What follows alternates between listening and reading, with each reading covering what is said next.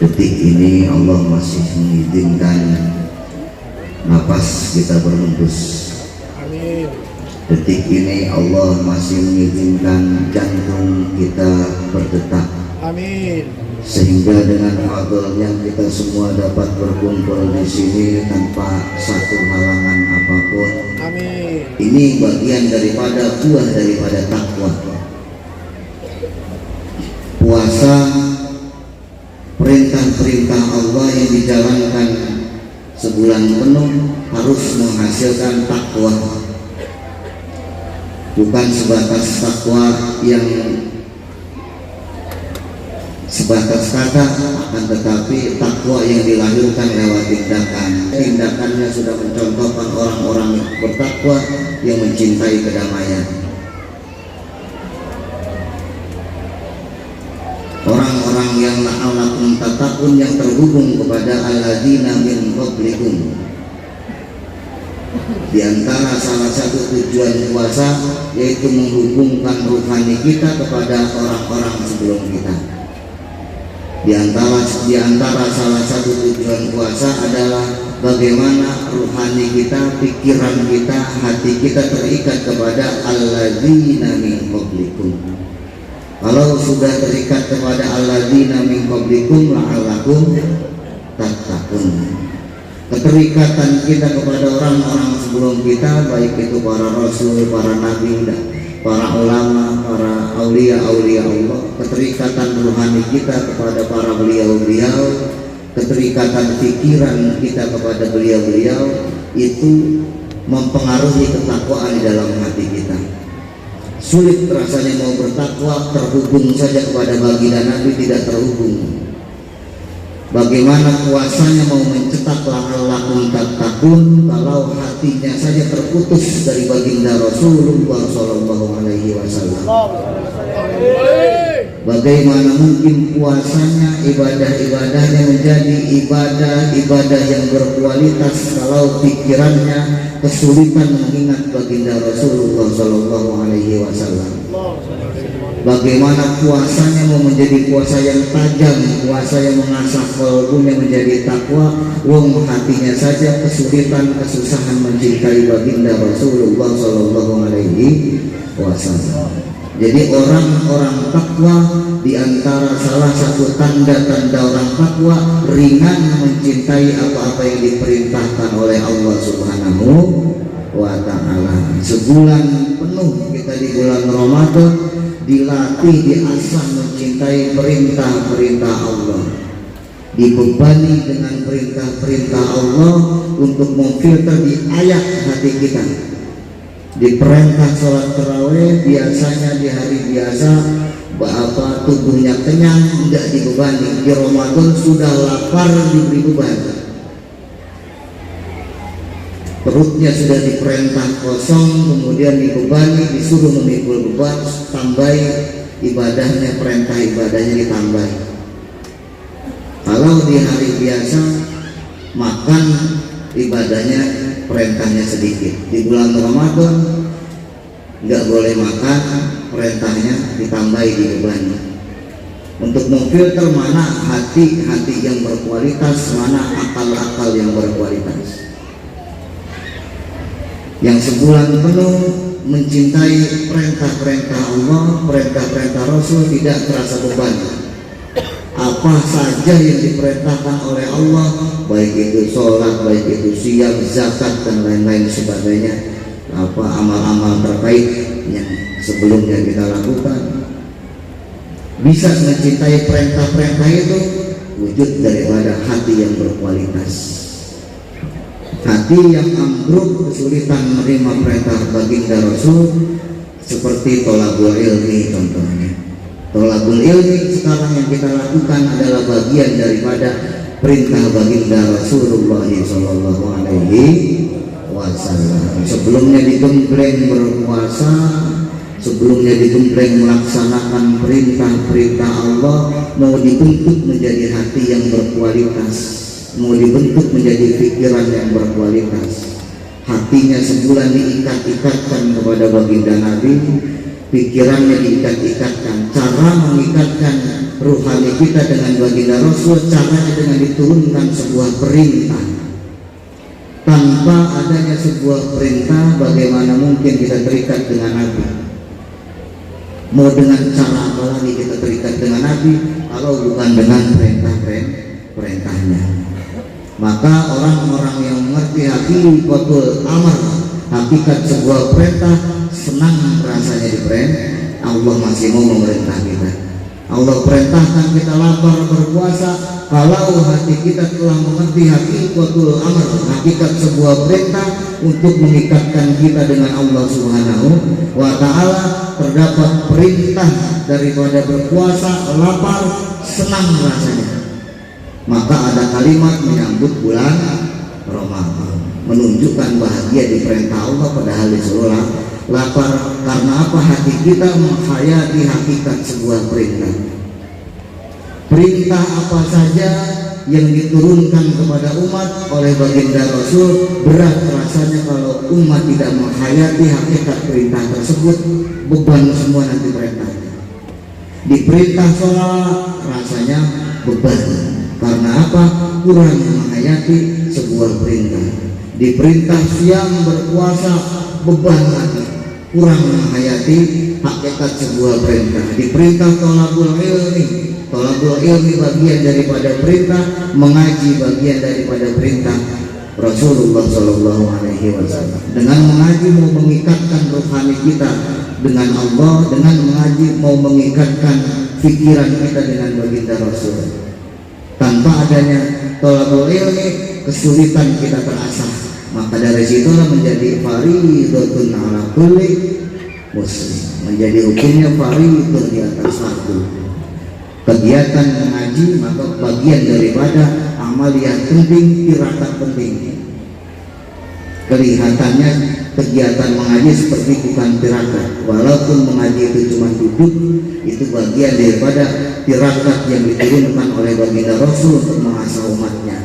Kemudian turun-temurun dari para sahabat, turun lagi ke bawah, terus para aulia, terus ke para ulama. Maka bagaimana kegiatan-kegiatan yang diwariskan oleh baginda Rasulullah, walau tidak banyak, cuma 1 jam, terus kita istiqomahkan sekuat tenaga. Berbahagia masih banyak kegiatan-kegiatan positif yang diwariskan oleh baginda Nabi Sallallahu Alaihi Wasallam. Melalui perintah-perintahnya, para beliau hendak mengasah kita, hendak menajamkan akal kita, hendak menajamkan hati kita. Allah perintah puasa, jangan kita prasangkanya terlalu buruk terus kepada Allah, mau dilaparkan, mau dimatikan. Jangan terlalu jelek pikiran kita dengan baginda Nabi. Wah, Nabi ini mau melaparkan saya, disuruh lapar, mau dimatikan dayanya. Umat terlalu kotor hatinya, terlalu rusak pikiran dan hatinya, sehingga terasa berat terus mau puasa tidak kuat. Akibat apa? Jelek pikirannya kepada baginda Nabi. Baginda Nabi tidak akan memerintah kita sesuatu yang mematikan kita. Ketika baginda Nabi memerintahkan umat, mesti perintah itu akan meninggikan kemuliaan kita, akan mengangkat derajat kita. Kalau tidak ada perintah puasa, maka kita susah untuk berasa. Selepas Ramadan, selepas puasa, diperintah zakat, mengeluarkan sesuatu yang bersifat harta. Sebelumnya kita nggak boleh masukkan makanan, setelah itu kita disuruh mengeluarkan makanan. Ini kelihatannya sederhana, tapi kalau dihayati perintah-perintah tersebut, kalau dihayati dengan sebenar-benar penghayatan, akan menjadi riyadhah yang luar biasa, akan menjadi tirakat yang luar biasa. Bagaimana orang-orang dulu mengasah keistimewaannya, mengasah luar biasanya dengan cara bahagia dengan turunnya perintah. Jadi energi perintah kalau ditampani dengan mental taat, itu akan melahirkan mukjizat kalau yang melakukan para nabi. Allah firman-Nya diperintah kepada nabinya, idrib bi asokal bahr, wahai Musa, hantamkan tongkatmu ke dalam laut. Yang merintah adalah Gusti Allah, kemudian yang nampan ini mental taat. Kemudian dihantamkanlah itu tongkat ke lautan, sekali hantam belahnya tidak satu, itna asyara tariqan, berbelah 12. Energi perintah bersatu dengan mental taat melahirkan mukjizat luar biasaan kalau yang melakukan para nabi. Pukulnya sekali, belahnya 12. Fatawil azim kal jabalil azim, sekali belah segede-gede gunung, bukan kecil belahnya, merupakan keluar biasaan. Akibat apa? Bukan ampuh tongkatnya, bukan ampuh ininya, bukan ampuh itunya.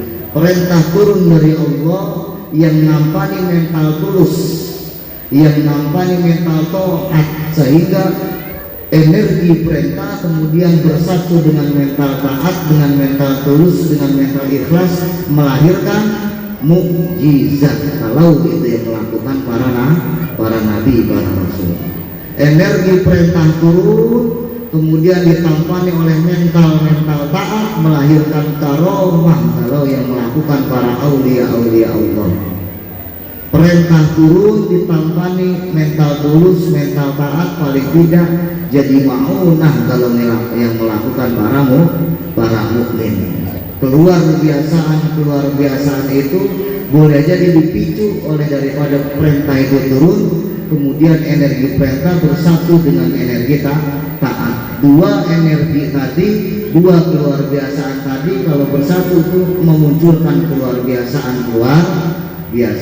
Jadi apa? Maka dari situ kalau orang yang sudah mengerti hakikat penghayatan sebuah perintah itu rasanya ringan. Mau diperintah puasa, mau diperintah tarawih, perintah sujud, perintah thalabul ilmi, ngaji, rasanya ringan.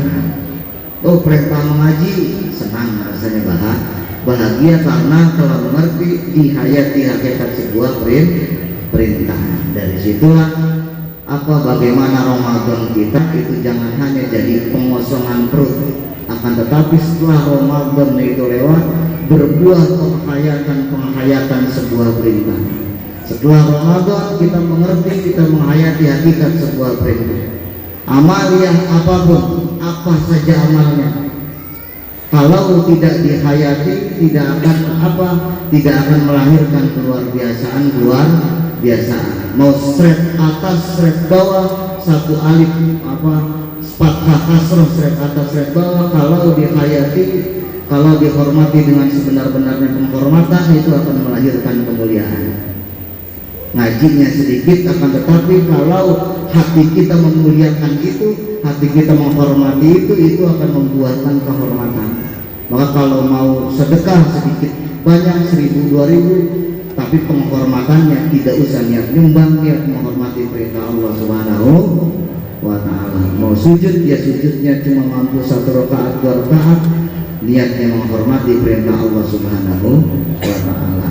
Mau mengaji, ya sama terus amaliyah aja, biniyati li hurmatillah wa li hurmati Rasulillah sallallahu alaihi wasallam. Begitupun istiqomah dalam thalabul ilmi, melaksanakan aktivitas pengajian, merutinitaskan istiqomah untuk terus melaksanakan aktivitas pengajian. Niatnya apa? Liadai fardillahi wa li hurmati Rasulillah sallallahu alaihi wasallam. Jadi niatnya kalau melangkah mengaji itu niat menghormati perintah Allah, menghormati perintah baginda Rasulullah. Andai kita yang awam ini nggak mampu menyerap ilmu Allah saking luar biasanya, paling tidak terhormatnya sudah duluan karena saking menghormati perintah Allah. Jadi sekecil apa perintah Allah, belajarlah menghormati perintah Allah sedikit demi sedikit. Sulit rasanya kita terhormat kalau menghormati perintah Tuhan aja nggak bisa yang menciptakan kita. Kalau kita tidak bisa laksanakan perintah Allah, paling tidak kita hormati betul-betul perintah Allah. Masih ada nilai al-hurmah di dalam hati kita, masih ada nilai al-hurmah dalam pikiran kita. Oh, ada pengajian, walaupun kita nggak pandai amat ngaji, hormati pengajian tersebut. Siapa tahu 7 turunan terhormat. Cuman gara-gara menghormati nilai-nilai kebaikan. Tapi kalau hatinya dan pikirannya kesulitan menghormati nilai-nilai kebaikan, boro-boro mau baik menghormati kebaikan aja nggak bisa.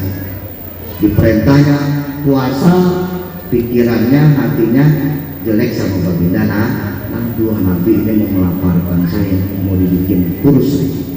Ya ini kelewatan, terlalu jeli, kelewatan, terlalu waspada, bukan waspada lagi, jatuhnya kelewatan sama baginda Rasulullah. Wah, saya disuruh lapar, ini mau disuruh hebat, ini disuruh sehat sama baginda Nabi. Wah, ini luar biasa. Perintah motong kambing kurban, buruk sangka lagi sama Nabi. Kurban, wah kolesterol kambing, peliharaan Nabi dikira sumber kolesterol, sumber penyakit. Ya semua terkait Nabi, apa-apa yang terkait Nabi disebut terus sumber penyakit. Katanya mau syifa wa rahmatan. Jadi Nabi itu syifa, obat. Nggak ada peliharaan Nabi kolesterol. Jadi itu ngajinya pendek, sederhana saja. Kita ngajinya nggak bisa hebat-hebat, sederhana saja, belajar menghormati perintah Allah, belajar menghormati perintah baginda Rasulullah SAW. Sekecil apapun amalia yang kita lakukan, sekecil apapun ilmu yang kita pelajari, baik itu sref atau srefto apakah kasroh, kalau bisa hormatilah dengan sebaik-baik penghormatan. Karena semua yang terkait dengan baginda Rasulullah adalah hakikatnya adalah terhormat, sekecil apapun itu. Maka pengajian kita di awal mula ini pengajian kita yang dibawa pulang sedikit belajar menghormati apa saja yang diperintahkan oleh baginda Rasulullah. Belajar menghormati apapun yang terkait dengan baginda Rasulullah. Sendalnya baginda Nabi ada kubbatun na'al, ada orang-orang itu yang hormatnya luar biasa kepada baginda Nabi sampai membuat kubbatun na'al, kubah sendal sebelah doang sampai dibikinin kubah. Syirik Pak Kiai, bukan membahas syirik, tapi ini sedang masuk bab al-hurmah. Nanti bab syirik lain lagi, ada bab masing-masing. Kalau bab penghormatan jangan dimasukkan buru-buru ke bab syirik. Ngaji itu ada babnya masing-masing. Bab hurmah berarti sedang menekan al-hurmah pada baginda Rasul, bukan sedang mengajari syirik, bukan. Nanti bab syirik adalah membentengi hati daripada menduakan Allah Subhanahu wa Ta'ala. Ini lain-lain babnya. Babnya di awal ini apa saya mengingatkan, karena akan ada aktivitas pengajian nanti selanjutnya, maka niatnya apa? Nawaitu ta'allum diadai fardillahi ta'ala wa li hurmati Rasulillah. Seandainya kita nggak pintar-pintar amat, tapi hati kita, pikiran kita, saya niatnya ngormatinnya Nabi, saya tobat nggak pernah ngormatin baginda Nabi. Berapa puluh tahun saya nggak ngormatin Nabi, berapa puluh tahun saya ikut, rasanya hati pikiran kurang hormati dia rasanya. Nah ini masih butuh ditaubati. Tobat bukan hanya dari minuman keras ini, itu bukan. Hati kita selama ini kurang menghormati baginda Rasulullah, ini bisa menjadi sebab utama kehinaan. Pikiran kita selama ini tidak menghayati, tidak mampu menghormati baginda Nabi, ini bisa menjadi penyebab inti daripada kehinaan. Hati yang bisa menghormati baginda Rasulullah dan semua yang terikat dengannya, boleh jadi ini pemicu kemuliaan. Demikian saja pembahasan ini. Wallahu a'lam bishawab. Al-Fatihah.